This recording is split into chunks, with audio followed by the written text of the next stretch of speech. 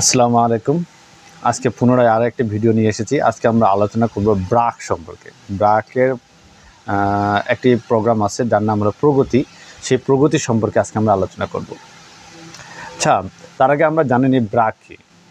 ব্রাক হলো একটি এনজিও প্রতিষ্ঠান, নন গভর্নমেন্ট একটি প্রতিষ্ঠান। সেই নন গভর্নমেন্ট প্রতিষ্ঠানে মূলত এখানে বিভিন্ন ধরনের প্রোগ্রাম চালু আছে, যেমন লোন এবং সামাজিক কার্যক্রম, শিক্ষা, জেন্ডার ডিসক্রিমিনেশন থেকে অনেক কিছু প্রোগ্রাম এখানে চালু রয়েছে।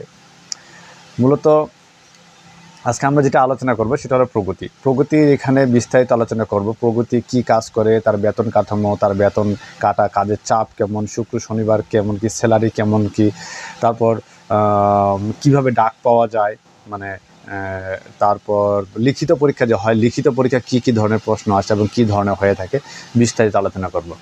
যেহেতু ব্রাক প্রগতির আমার একটা কাজের অভিজ্ঞতা আছে এবং আমি এখানে দীর্ঘদিন কাজ করছি ব্রাক প্রগতির সাথে। বর্তমানে কাজ করি না, বর্তমানে অন্য এক মাইক্রো ফাইন্যান্সে আরেক প্রতিষ্ঠানে আমি কাজ করি। তো সেই সুবাদে আমার সে সময়ের যে অভিজ্ঞতা আছে সেগুলো আপনাদের সামনে তুলে ধরবো। তার আঙ্গিকে মূলত আমি কাজের বর্ণনা আপনাদের সামনে তুলে ধরছি। আচ্ছা, ব্রাকের প্রোগ্রাম সমূহ প্রথমে যদি বলি, ব্রাক লোন নিয়ে কাজ করে। ওদের মূল কাজই হলো লোন নিয়ে। যেমন ব্রাকের কিছু প্রোগ্রাম আছে, যেমন দারিদ্র বিমোচন, প্রগতি, UPG, ultra post graduation program, এরকম বেশ কিছু প্রোগ্রাম চালু আছে। তো সব প্রোগ্রামের মাদার প্রোগ্রাম হলো লোন, মাইক্রো ফাইন্যান্স। আচ্ছা, এখন একটা বিষয় যে ব্রাক প্রগতি কি। তো ব্রাকের যতগুলো প্রোগ্রাম আছে তার মধ্যে পাইলট প্রোগ্রাম বলা হয় ব্রাক প্রগতি।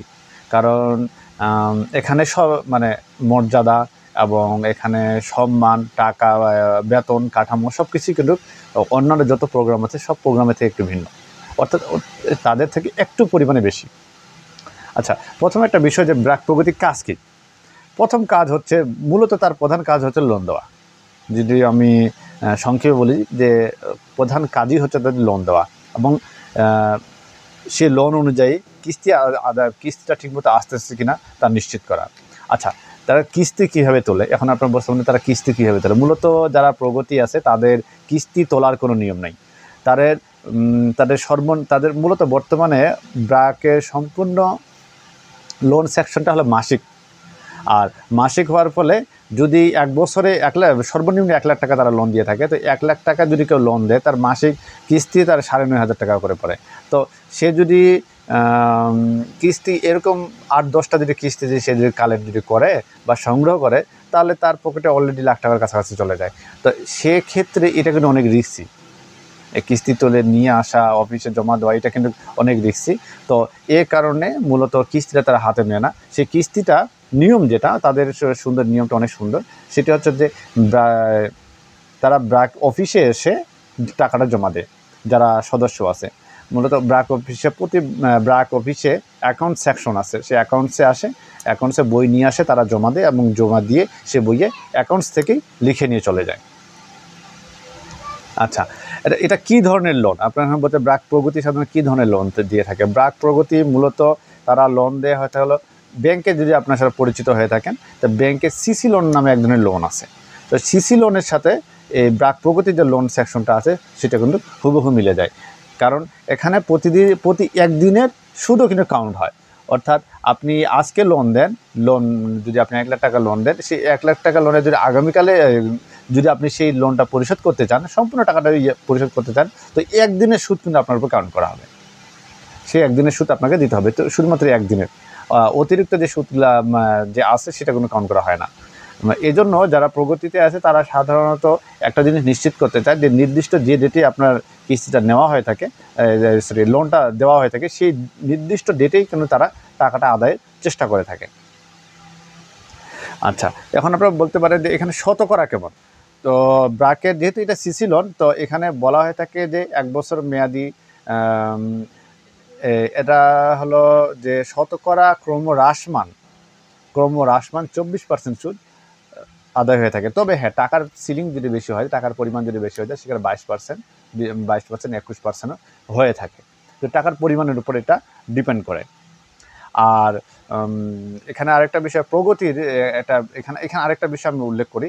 তো প্রতি ব্র্যাক অফিসে কিন্তু অ্যাকাউন্ট সেকশন যে আছে, সেই অ্যাকাউন্ট সেকশন মূলত যে এরা যে লোন দেওয়া এবং ফাইল সংগ্রহ করা সবগুলি কিন্তু প্রগতির ফাইল থেকে ফাইল এবং অন্যান্য তারা যে লোন দেওয়ার সময় চেক পাতা যেগুলো কালেক্ট করে থাকে সেগুলো কিন্তু সংগ্রহ করে থাকে হলো যে অ্যাকাউন্ট সেকশন আছে, সেই অ্যাকাউন্ট সেকশন সেগুলো কিন্তু তাদের হেফাজতে রাখা দেয়।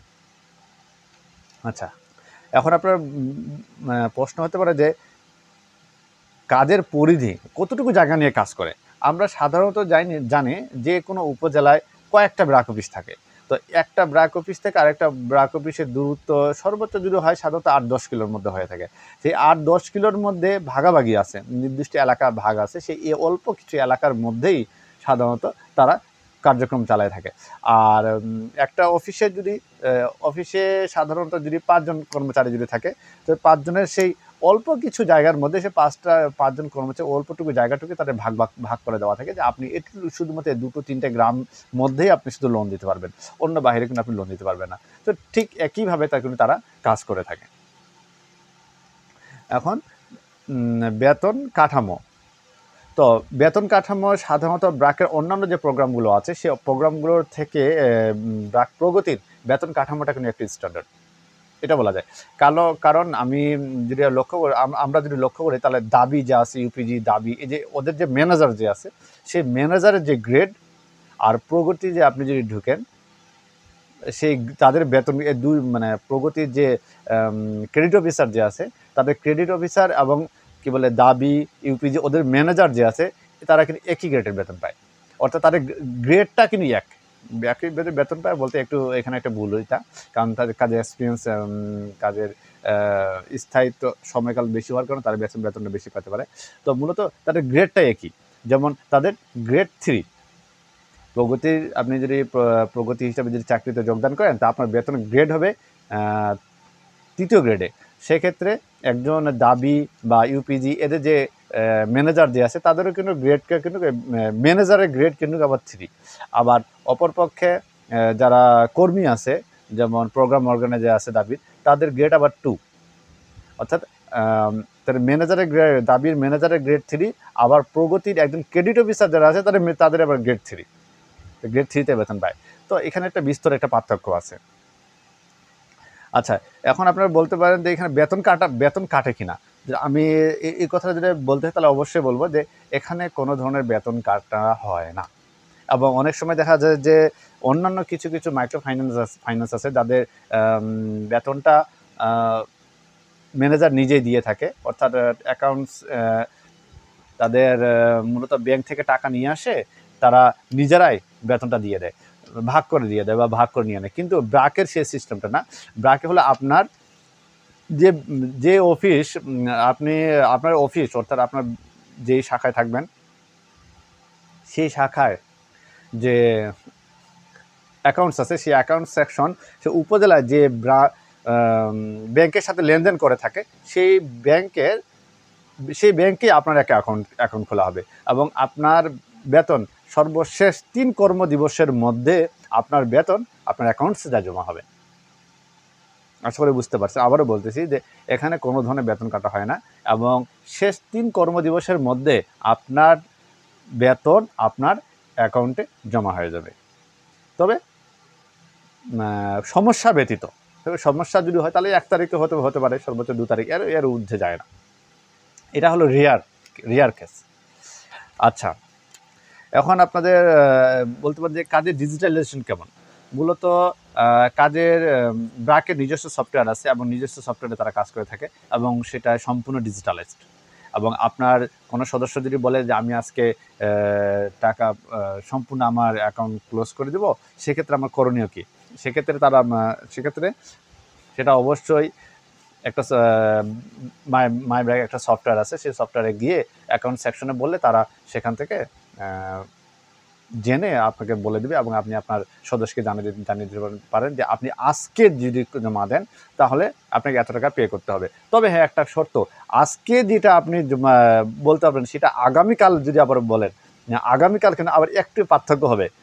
কারণ হয়তো আমি আবার একটু আগে বললাম যে একদিনের সুদ কাউন্ট হয়, অর্থাৎ আগামীকাল বললে সেই আগামীকালের একদিনের অতিরিক্ত যে কিছু টাকা জমা থাকবে সেই 1 টাকা হোক আর 2 টাকাই হোক কিছু হলে বেড়ে যাবে, অর্থাৎ একদিনের সুদ আপনাকে দিতে হবে।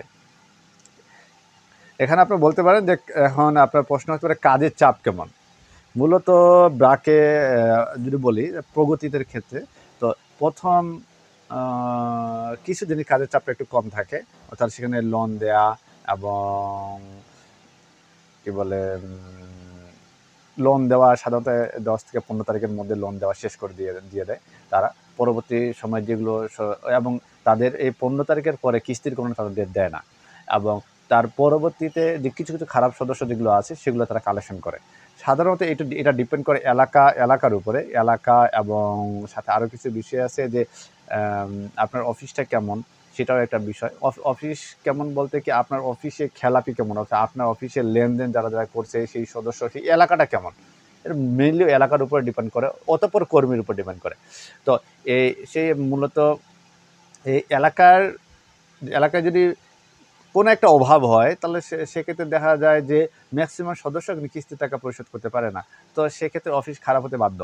এবং কি কোনো অফিসার যদি হয় এবং মানে ক্রেডিট অফিসার যদি সদস্যের সাথে খারাপ ব্যবহার করে কিংবা তারা সেখানে নিয়মিত যদি সদস্যদের নক না করে সেক্ষেত্রেও কিন্তু মানে এলাকা খারাপ হওয়ার সম্ভাবনা আছে। তো আপনি যদি কিছু সদস্য যদি থাকে, সাপোজ মনে করেন যে আপনার কাছে 100 জন সদস্য আছে, সেই 100 জন সদস্যের মধ্যে আপনার নির্দিষ্ট ডেট, অর্থাৎ আমি একটু আগে বললাম যে 15 তারিখের পরে তারা সাধারণত কোনো ডেট দেয় না।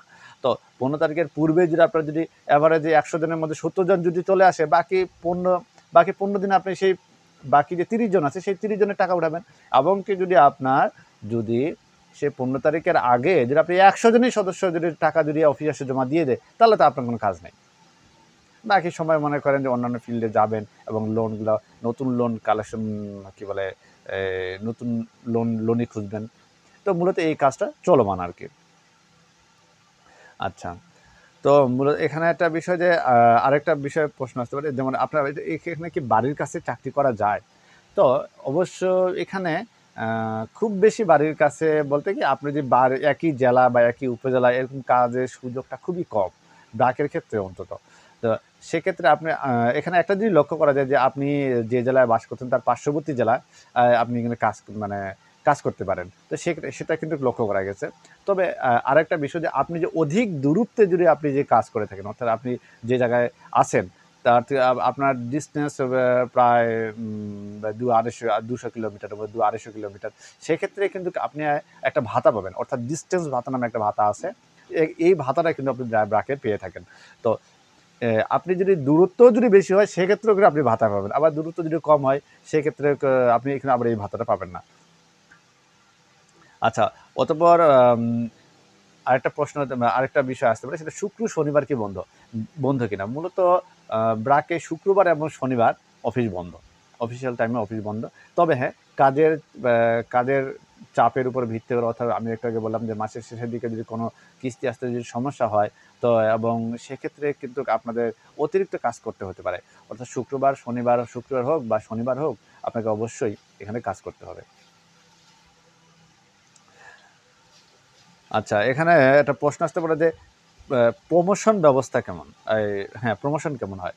মূলত আপনি যদি ক্রেডিট অফিসার হিসেবে ঢুকেন, সেই ক্রেডিট অফিসারের আপনার তার উপরে সাধারণত এরিয়া ম্যানেজার হয়। তো মানে সাম্প্রতিক সময়ে এরিয়া ম্যানেজার এবং ক্রেডিট অফিসারের মাঝামাঝি একটা অবস্থায় একটা অ্যাসিস্ট্যান্ট এরিয়া ম্যানেজার হিসেবে নিয়োগ দেওয়া হচ্ছে। মূলত সব অফিসেই প্রায় প্রগতির ক্ষেত্রে সব অফিসে চেষ্টা করা হচ্ছে অ্যাসিস্ট্যান্ট এরিয়া ম্যানেজার হিসাবে। কারণ একজন এরিয়া ম্যানেজারের আন্ডারে কয়েকটা অফিস থাকে।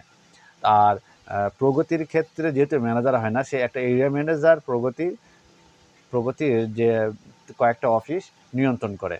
তো এই ব্যবস্থা অনেক সময় দেখা যায় যে এরিয়া ম্যানেজারগণ কাজের চাপের কারণে সবগুলো অফিস নিয়মিত তদারকি করতে পারেন না। তো একটু তাদের কাজের চাপটা একটু বেশি হয়ে যায়। তো এজন্য মূলত প্রগতির ক্ষেত্রে প্রতিটা অফিসেই প্রায় আর কি সবগুলো অফিসে দেওয়া হয়নি, তো কিছু অফিস ব্যতীত ম্যাক্সিমাম অফিসেই অ্যাসিস্ট্যান্ট এরিয়া ম্যানেজার নিয়োগ দিচ্ছে। তো অ্যাসিস্ট্যান্ট এরিয়া ম্যানেজার মূলত তাদের আন্ডারে আগে ছিল এরিয়া ম্যানেজারের আন্ডারে আমরা 5-7টা করে অফিস ছিল।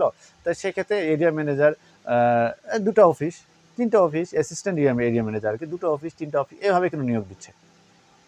জিনিসটা অবশ্যই ভালো। অর্থাৎ একজন এরিয়া ম্যানেজারের আন্ডারে আবার অ্যাসিস্ট্যান্ট এরিয়া ম্যানেজার 2-3 জন থাকতেছে। সেক্ষেত্রে অফিসের কার্যক্রমও ভালো হয়, তদারকির ক্ষেত্রে সব কিছুই মানে একটু ভালো হয়ে থাকে। আচ্ছা, অ্যাসিস্ট্যান্ট এরিয়া ম্যানেজারের উপরে এরিয়া ম্যানেজার তার উপরে রিজনাল ম্যানেজার। এখন প্রমোশন যদি বলি, আপনার যে কাজের অভিজ্ঞতা এবং কাজের ধরন সেগুলোর উপর ভিত্তি করে সাধারণত কিন্তু প্রমোশনটা হয়ে থাকে। তারপর আপনার ডাক আসবে, আপনার এরিয়া ম্যানেজার বা রিজনাল ম্যানেজার আপনার নাম উপরে লিস্ট করবেন, সেই অনুযায়ী আপনাকে আপনি যোগ্য কিনা সেটা খতিয়ে দেখে আর কি তারা, অতঃপর আপনাকে প্রমোশন দেওয়া হবে। আচ্ছা, এখন একটা কমন একটা প্রশ্ন যে ব্রাকে ডাক পাওয়া, কিভাবে ব্রাকে ডাক পাওয়া যায়? তো আপনি এটাও বলতে পারেন যে ভাই আপনি তো ব্রাকে চাকরি করছেন, আপনি কিভাবে ডাক পেয়েছেন? মূলত আমি ব্রাকে আবেদন করছি, আমার যোগাযোগ হয়নি। আমি সাধারণত আবেদন করছি এবং সিস্টেমেটিক্যালি ওখানে যেটা আমার পূর্বে একটু অভিজ্ঞতা ছিল সেখানে এটা অ্যাড করছি এবং অতঃপর আমি ডাক পেয়েছি। তো এখানে আমি যখন আবেদন করি সে সময়ে প্রাথমিক পর্যায়ে অর্থাৎ career.brack সে সময় সেখানে কিন্তু সবাই সেভাবে আবেদন করতো না। সবাই আবেদন করতে হলো বিডি জবসের মাধ্যমে। তো career.brack যখন আমি আবেদন করি এই জন্য প্রথম চান্সে কিন্তু আমি ডাক পেয়েছিলাম। তো career.brack অবশ্যই আপনারা আবেদন করবেন। অতঃপর ব্রাকের আরেকটা সিস্টেম আছে ক্যারিয়ার হাব নামে ওদের একটা প্রোগ্রাম আছে। তো সেখানে তারা ট্রেনিং দিয়ে থাকে কিভাবে কাজ সম্পর্কে, এবং সেখানে আপনার একটা ট্রেনিং নিয়ে নিতে পারেন এবং সেখান ট্রেনিং নিয়ে তারা কিন্তু তাদের কাছে যদি আপনি কোর্সিং করে যে আমি এটাতে ডাক পাবো তাদের সাথে, এবং আশা করি তারা এই ক্যারিয়ার হাবে ট্রেনিং নেওয়ার মাধ্যমে আপনি কিন্তু একটা ফল পেতে পারেন অর্থাৎ ডাক পাওয়ানোর ক্ষেত্রে। এখন আপনারা বলতে পারেন যে মানে ভাই এখানে যোগাযোগ হয় কিনা? মূলত এই বিষয়ে আমি কোনো কথা বলবো না। আপনার যদি এই বিষয়ে কথা বলতে হলে যারা চাকরি করতেছে আপনি তাদের সাথে কথা বলবেন। আচ্ছা, এখন আপনাদের প্রশ্ন হতে পারে যে এখানে লিখিত পরীক্ষার ধরন কেমন, বা এখানে পরীক্ষা যে তারা নেয় পরীক্ষাটা কিভাবে নিয়ে থাকে? তো মূলত এটা তাদের উপর ডিপেন্ড করে কি ধরনের প্রশ্ন পরীক্ষা নেয়। তো সাধারণত যেভাবে প্রশ্ন হয়ে থাকে, প্রগতি বা দাবি সব প্রোগ্রামের ক্ষেত্রে প্রগতি হোক বা দাবি হোক দুটি একই প্রোগ্রামে এইভাবে যেভাবে পরীক্ষাটা সাধারণত হয়ে থাকে, এবং ইউপিজিরও তারা পরীক্ষাটা সাধারণত প্রিলি এবং রিটেন একত্র হয়ে থাকে। প্রিলিমিনারি পরীক্ষা এবং রিটেন পরীক্ষা তার একই দিনেই তারা নিয়ে থাকে। তো পরীক্ষা খুব বেশি কঠিন হয়ে থাকে না। তো মূলত এখন একটা বিষয় যে যারা এই প্রাইমারির জন্য যারা প্রিপারেশন নেন তারা সেখানে সেই কোর্সগুলো দ্যাটস এনাফ। মানে প্রাইমারির যে আপনি যে প্রিপারেশনটা যদি থাকে সেই প্রিপারেশনটা নিয়ে হালকা প্রাইমারির ফুল প্রিপারেশনে হালকা প্রিপারেশন যদি থাকে সেই প্রিপারেশন নিয়েই কিন্তু আপনি সেখানে অর্থাৎ ব্রাকে পরীক্ষায় সুন্দর এবং ভালো ফল পেতে পারেন। আচ্ছা, পরীক্ষার কী কী সাবজেক্ট থাকে? পরীক্ষা সাধারণত বাংলা অবশ্যই থাকে, ইংরেজি অবশ্যই, গণিত থাকে, প্রায় 8 থেকে 10টার মতো গণিত থাকে, এবং মেন্টাল এবিলিটি তারপরে 2-3টা প্রশ্ন থাকে, 2-একটা ট্রান্সলেশন থাকতে পারে, এবং রিটেন 5 মার্কের মতো রিটেন থাকে। তো এটা মার্কটা সব আমি কয়েকজনের কাছে শুনছি এবং আমি যেভাবে পরীক্ষা দিয়েছিলাম সেবারও সাধারণত আমার অভিজ্ঞতা থেকে বলছি। আমার বেশ কয়েকটা বন্ধু-বান্ধব তাদের একই মার্কের পরীক্ষা হয়েছিল, সবারই 50 মার্কের পরীক্ষা হয়েছিল। সেক্ষেত্রে রিলেটেড অর্থাৎ আপনি যে এখানে পরীক্ষা দিয়ে এখানে যে কাজ করবে সেই কাজ একই রিলেটেড আপনাকে 5 মার্কের লিখিত হয়ে থাকে, 5 মার্ক, এবং বাকি সব অন্যান্যগুলো আপনার প্রিলিমিনারি এবং প্রিলিমিনারি টাইপের, এবং যে একটা ওর মধ্যেই প্রিলি রিটেন একসাথে যেখানে আপনার যে খাতাটা দিবে সেই অর্থাৎ যেই প্রশ্ন লেখার জন্য যে প্রশ্নপত্রটা দিবে সেই প্রশ্নপত্রতেই আপনার অ্যান্সার লিখতে হবে এভাবেই। আচ্ছা, পরীক্ষা কোথায় হয়ে থাকে? মূলত পরীক্ষাগুলো তো সাধারণত আপনার পাশে বা কাছে বিএলসিতে হয়ে থাকে, অর্থাৎ ব্র্যাক লার্নিং সেন্টার। যদি আপনার বাসা যদি সাপোজ মনে করেন যে ঢাকায় হয়, তো সেক্ষেত্রে আপনার ঢাকায় পরীক্ষা হতে পারে, এবং কি আপনার বাসা যদি নওগাঁ হয়, আপনার পরীক্ষা বগুড়ায় হতে পারে, কারণ বগুড়া বিএলসি আছে। আমার বাসা হলো ঠাকুরগাঁও, তো সেক্ষেত্রে আমার পরীক্ষা দিনাজপুর বিএলসি কিংবা রংপুর বিএলসি হওয়ার কথা, কিন্তু এখানে না হয় আমার পরীক্ষা হয়েছিল বগুড়া বিএলসি। আচ্ছা, তো এখানে একটা বিষয় যে এখানে আরেকটা বিষয়, সুন্দর একটা বিষয়, আপনার যে রেজাল্টটা কবে দিতে দেয়। সাধারণত আপনার পরীক্ষাটা সকাল 9:30 10টার মধ্যে হয়ে থাকে। তো 10টার দিকে যদি আপনার পরীক্ষা হয়, তাহলে 10টার দিকে পরীক্ষা হলে পরবর্তীতে আপনার রেজাল্ট বিকাল 5টা 5:30টার মধ্যে রেজাল্ট দিয়ে দেয় লিখিত পরীক্ষা। এবং এটা বলে যে পরের দিন কিন্তু আপনার ভাইবা হবে, এবং পরের দিন আবার ভাইবা শুরু হয় নির্দিষ্ট সময়ে। ভাইবা শুরু হয়, সেই ভাইবার রেজাল্ট আবার নির্দিষ্ট দিনে বিকালেই আবার দিয়ে দেয়। অর্থাৎ 5টার মধ্যে যদি আপনার ভাইবার রেজাল্ট যদি দিয়ে দেয়, সেদিন অবশ্য আপনার কাগজপত্র সব কিছু ওরা দেখে ভাইবার রেজাল্ট দিয়ে আপনার যারা প্রাথমিকভাবে সিলেক্ট হবে, এবং সেই প্রাথমিকভাবে সিলেকশনদের তৎক্ষণাৎ ওদের একটা ওরিয়েন্টেশন হয়, এবং সে ওরিয়েন্টেশনে আপনাদের জানিয়ে দেয় যে আপনার কয় তারিখ থেকে ট্রেনিং শুরু, এবং কিছু কিছু ওয়েটিং লিস্টে করে। অনেক সময় দেখা যায় যে পরবর্তীতে ওদের কী বলে 2-1 জন যোগদান করলো না, কিংবা ট্রেনিং থেকে বাদ পড়ে গেল, তো সেক্ষেত্রে সে ওয়েটিং লিস্টে ওখানে তারা টানবে, ওয়েটিং লিস্ট থেকেও ডাকে। এখন একটা বিষয় আপনারা বলতে পারেন যে প্রশ্ন করেছে কী বলে, ভাই এখানে ট্রেনিংটা কী ধরনের হয়ে থাকে। তো ট্রেনিং মূলত সাধারণত 5 দিন, প্রায় 4-5 দিন মিলে ট্রেনিং হয়ে থাকে। ট্রেনিংয়ে যা থাকে, ট্রেনিংয়ে মূলত আপনার ব্রাক কী, ব্রাকের মূল্যবোধ, ব্রাকের লক্ষ্য, ব্রাক কী প্রোগ্রাম নিয়ে কাজ করে, তারপর ব্রাকে কী প্রোগ্রাম চালু আছে, যেমন দাবি বলেন, প্রগতি বলেন, প্রগতি কী বিষয়ের উপর লোন দেয়, দাবি কী বিষয়ের উপর লোন দেয়, ইউপিজির কী বিষয়ের উপর লোন দেয়, ব্রাকের একটা প্রতিষ্ঠান আছে আরং কী কাজ করে। মূলত আপনার ব্রাক সম্পর্কে পরিচিত করানোই হলো আপনার এই ব্রাক ওরিয়েন্টেশন যে প্রোগ্রামটা আছে। এবং তাদের যে প্রথম যে 5 দিনের যে ট্রেনিং, 5 দিন বা 3 দিন হোক, তো মূলত তাদের ট্রেনিংটা শুধুমাত্র ব্রাক রিলেটেড। আপনার কাজের সাথে এখানে তো খুব বেশি কোনো মানে ট্রেনিংটা না। মূলত আপনি যখন কাজে যোগদান করবেন, যোগদান করার পর যদি আপনি সেখানে সিলেকশন হয়ে যান, সিলেকশন হওয়ার পর কাজে যোগদান করার পর পরবর্তীতে আপনাকে তারা ডাকবে 3 মাস হোক বা 5 মাস হোক, পরে আপনাকে ডেকে নিবে, ডেকে নিয়ে পরবর্তীতে আপনার কাজ রিলেটেড আপনাকে তারা ট্রেনিং দেওয়াবে। আর ইনিশিয়াল পর্যায়ে প্রাথমিক যে ট্রেনিংটা আছে, সেটা শুধুমাত্র ব্রাক সম্পর্কে আপনার পরিচিত করাবে। অর্থাৎ আপনার সেখানে কিন্তু আপনার একটা বই দিবে, ব্রাক ওরিয়েন্টেশন প্রোগ্রামে একটা বই দিবে, সে বই এবং আপনাকে খাতা দিবে। সেই বইয়ে মূলত আমরা শুধুমাত্র ব্রাক সম্পর্কে লেখা থাকবে আর কি, ব্রাকের পরিচিতি, শর্ট ফর্ম, তা আপনার শেষের দিন যে পরীক্ষাটা হবে, শর্ট ফর্ম, কোন প্রোগ্রাম কী কাজ করে, এটার কী লক্ষ্য, এটা কী কাজ করে, ইত্যাদি ইত্যাদি, ব্রাক হেলথ প্রোগ্রাম ইত্যাদি, এই সম্পর্কে শুধুমাত্র পরিচিত এই ব্রাকের ট্রেনিংটাতে। ধন্যবাদ সবাইকে। অবশ্যই আমাদের চ্যানেলটি সাবস্ক্রাইব করবেন। ধন্যবাদ। আসসালামু আলাইকুম।